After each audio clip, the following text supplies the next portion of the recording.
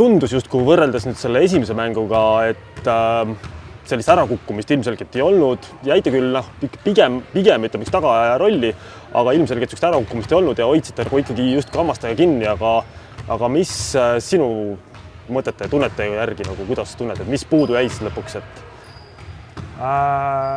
Minu arvamus on see, et me ei olnud mänguks absoluutselt valmis, et nii esimene poolek kui teine poolek tegelikult, et kõik 50-50 pallid said nemad endale seal kaitses kokku lepitud asju ei viinud täide ja 1-1 olukorrad, nemad olid ikkagi täna paremad meist.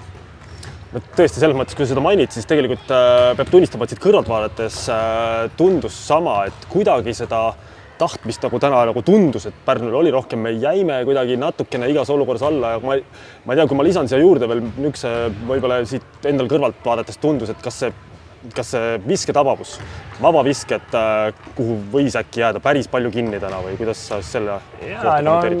Ma ei visanud sisse, aga on ka sellised päevi, et kõik päevad ei saa sisse visata, et ma pigem arvan, et need tulid segatus tuli täna nende 50-50 pallide ja ka kaitselaud ja ründelaud, et väga palju läks sinna nahka. No nüüd koju minnes reedel juba jälle kodusaalis mäng, et mis sa tunned, et mida peaks nüüd kindlasti ära tegema, mida võiks muuta, mis need märksõnad on, mis nüüd aitaks meil kodus võidu koju tuua?